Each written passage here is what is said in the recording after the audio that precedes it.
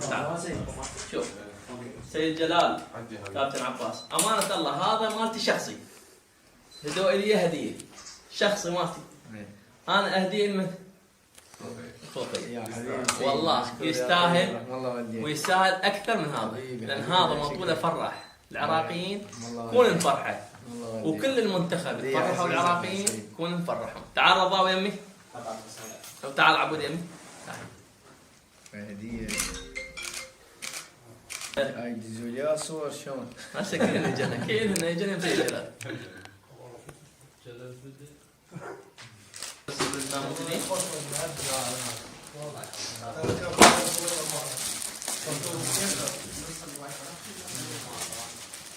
تعال رضا العب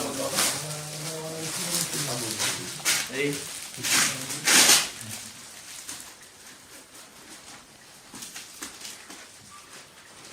اليوم ان شاء الله لبسناه وان شاء الله يستاهل، لان هذا رفع راسنا للامانه، رفع راسنا هذا الرجل ويستاهل اللبسه البشت العربي ويستاهل كل. اعطينا السيف واعطينا العلم العراقي. عافيه استاذ حيدر. هذا على موفق ان شاء الله.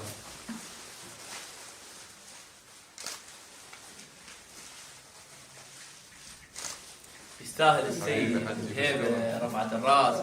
هذا تذكروه العراقيين ان شاء الله يذكرونه ما ينسونه ان شاء الله، لان هذا صاحب فضل علينا. الله يخليك حبيبي. يستاهل سيد، يستاهل كل ان شاء الله. حجي رحم الله فيك. اخوي دورنا على مشيت على قد ما زين انا جايب تعبان عليهم، اريد لي اصغر حجم، قالوا يا بس ما يستوى خلاص، بس ان شاء الله ان شاء الله نشتري عرب ان شاء الله. ان شاء الله. إذا أول مرة يلبس لا تطلعون رجلي شباب.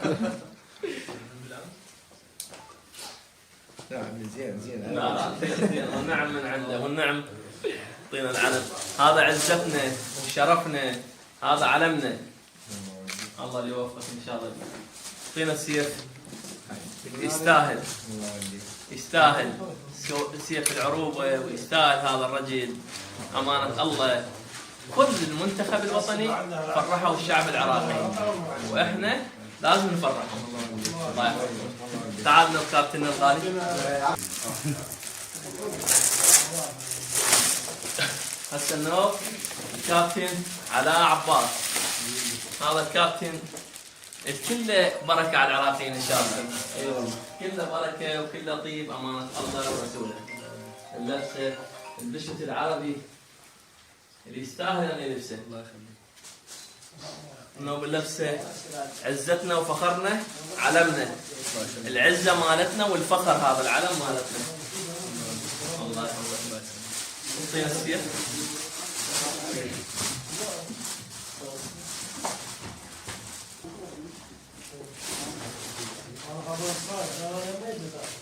هذا الكابتن رفع روحه. الله يحفظك. هذا أعز ما أملك هو القرآن الكريم.